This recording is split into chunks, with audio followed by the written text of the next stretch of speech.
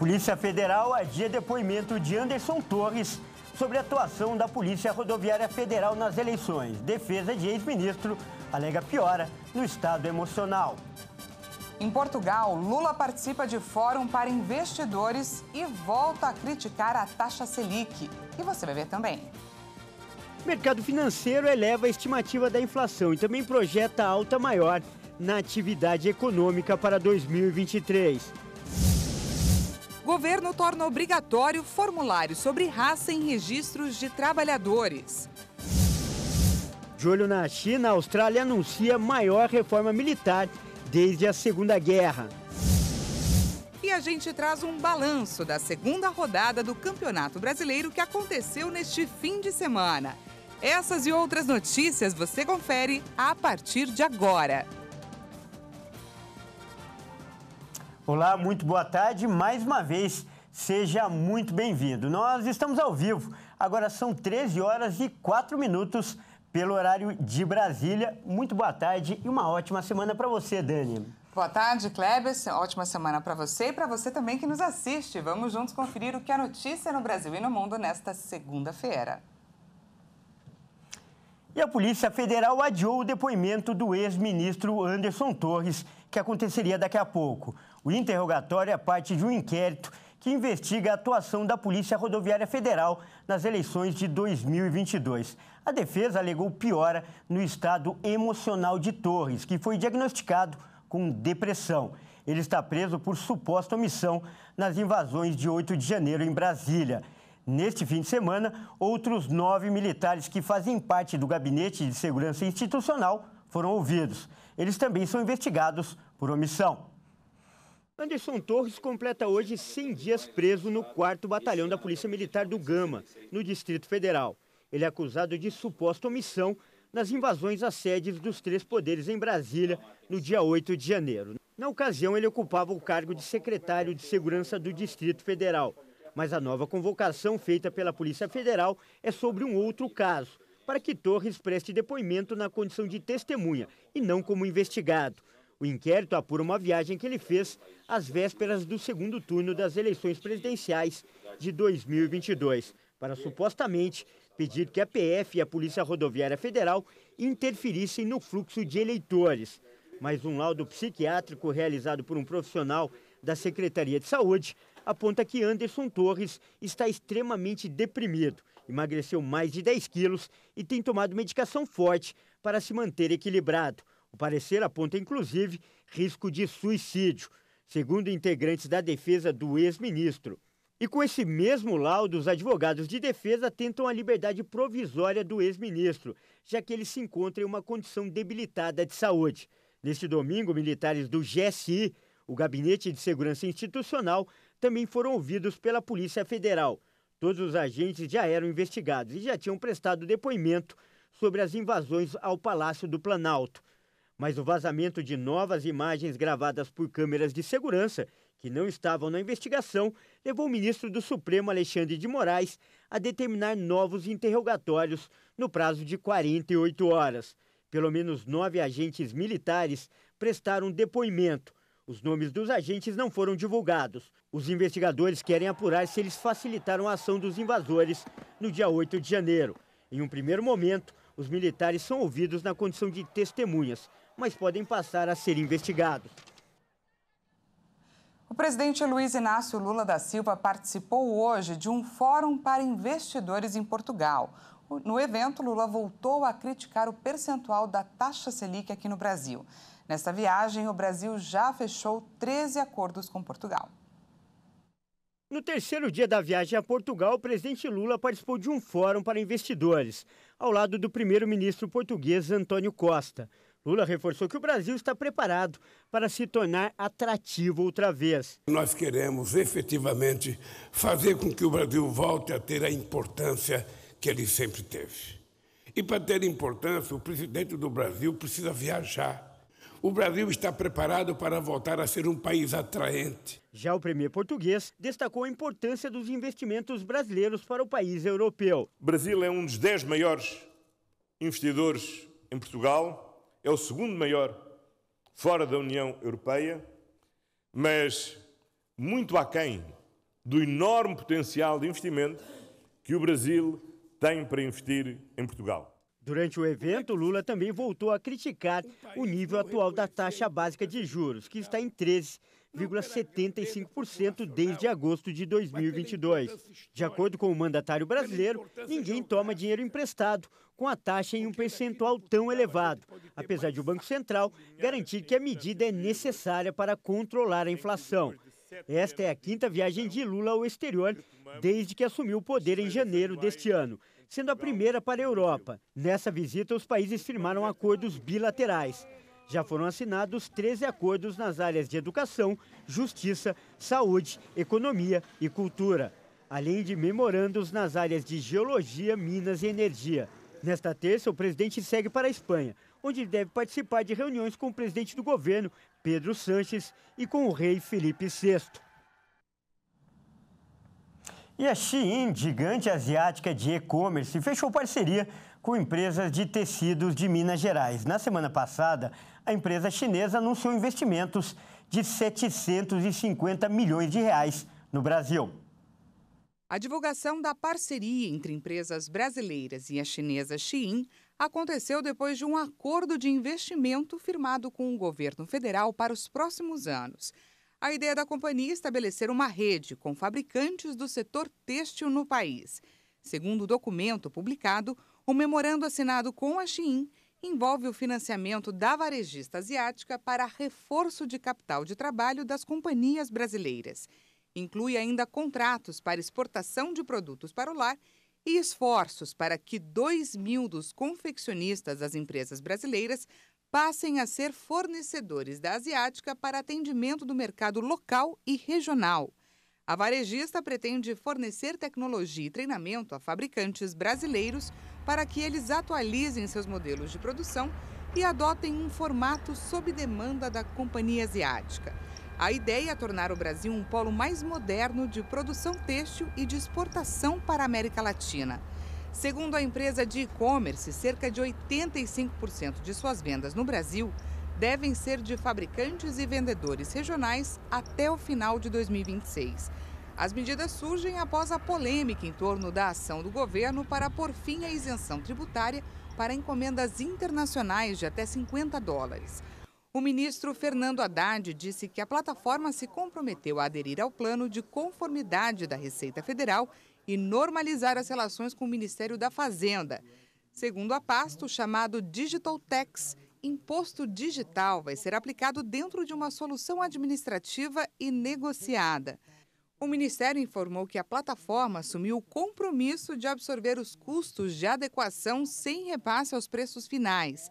O ministro também sinalizou que uma solução de conformidade avança junto a outros grandes players do e-commerce, como AliExpress e Shopee, que já tinham se manifestado favoravelmente à adequação às leis e à ordem tributária do Brasil. O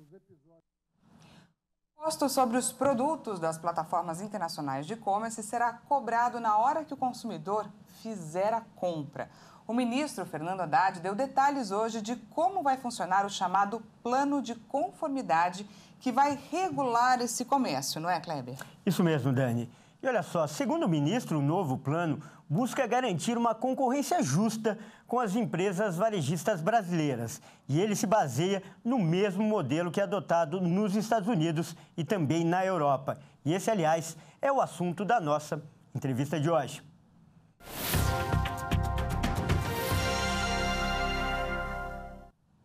E quem vai explicar os detalhes de como esse plano vai funcionar é a advogada Luciana Faria, que é especialista em tributos. Boa tarde, Luciana. Seja bem-vinda. Boa tarde, Daniela. Boa tarde, Kleber. Tudo bom? Boa tarde, Luciana. Primeiro, eu peço que você explique como vai funcionar essa cobrança na hora da compra. O consumidor, o que a gente mais quer saber, vai arcar com as despesas dos impostos? Sim, Kleber, o que está em discussão, que vai acabar virando aí muito litígio judicial, porque no passado nós temos o decreto 1804, que ele é de 1980, que ele dá limitação aí ele regula a tributação simplificada de remessas postais. Então, esse decreto, ele limitou que o consumidor pode adquirir até $100 e está isento do imposto, independentemente se quem está fornecendo, quem está vendendo o produto é pessoa física ou jurídica, desde que o destinatário seja pessoa física. Aí nós tivemos a portaria 56 de 9, que limitou aí essas remessas via postais em $50. E nessa portaria ela já diz que tanto o remetente como o destinatário tem que ser pessoa física. Essa ela vai contra o decreto anteriormente. E para fins judiciais, a Justiça entende que a isenção prevalece o decreto, porque o decreto é uma lei que é superior a uma portaria. Bom, como vai funcionar essa nova taxação? Ela pode ser taxada diretamente na nota fiscal, onde vai ser... É como se fosse uma declaração de importação. Na declaração de importação, ela já é o valor do produto, o imposto a ser recolhido, se for superior a $50, e a taxa de correio. Quando esse produto chega na aduana brasileira, esse produto passa por um scanner, a Receita Federal acaba verificando se o produto está de acordo com a nota fiscal. Se verificar que aquele produto, o valor do produto é superior ao que está na nota fiscal, esse produto é enviado pelos Correios, e aí o consumidor tem que se dirigir ao Correio para recolher esse imposto que, por exceder $50, ele vai pagar uma multa de 60%. Luciana, esse caso da Shein coloca em lados opostos o mercado de consumo e o de produção no país. De um lado, a venda de produtos importados pode ser boa para o consumidor em curto prazo, mas a longo prazo pode ser ruim para a economia, principalmente, fala para a gente com relação à geração de empregos. Pois é, Daniela, quando o produto adentra em território nacional, ele já vê um produto final, né? Então, quando o produto é fabricado em território nacional, a gente precisa de toda uma mão de obra para fabricar esse produto. Quando ele já vem pronto, certamente vai ter uma redução aí drástica de emprego. A gente vai acabar sendo cada vez mais dependente dos produtos chineses. Tá certo, nós acabamos de conversar com a Luciana Faria, que é especialista em tributos. Muito obrigada pela sua participação, Luciana. Obrigada, Daniela. Boa tarde. Para você também.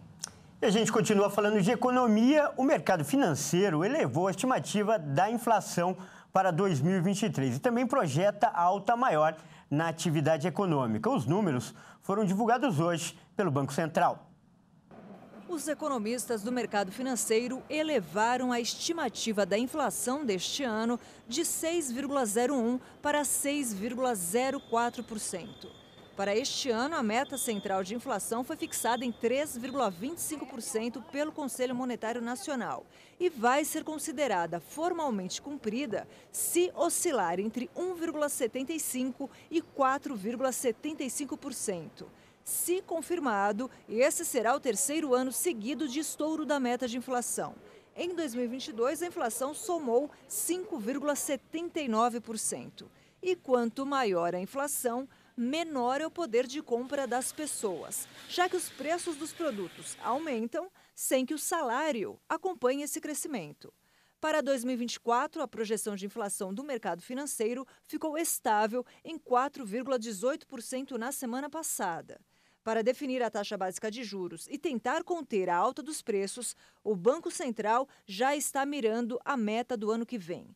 As mudanças na taxa Selic demoram de 6 a 18 meses para ter impacto pleno na economia. Para o crescimento do Produto Interno Bruto de 2023, a expectativa do mercado financeiro subiu de 0,90% para 0,96% na última semana. O PIB é a soma de todos os bens e serviços produzidos no país. O indicador serve para medir a evolução da economia. E já para 2024, a previsão de crescimento subiu de 1,40% para 1,41%. O mercado financeiro manteve a expectativa para a taxa básica de juros da economia, a Selic, em 12,50% ao ano para o fim de 2023. Atualmente, o índice está em 13,75% ao ano. Para o fim de 2024, a projeção do mercado para o juro básico da economia ficou estável, em 10% ao ano. Com isso, o mercado segue estimando queda do juro também no próximo ano. Veja a seguir, de olho na China, a Austrália anuncia a maior reforma militar desde a Segunda Guerra. E a gente traz também um balanço da segunda rodada do Campeonato Brasileiro, com belos gols. Nós voltamos já.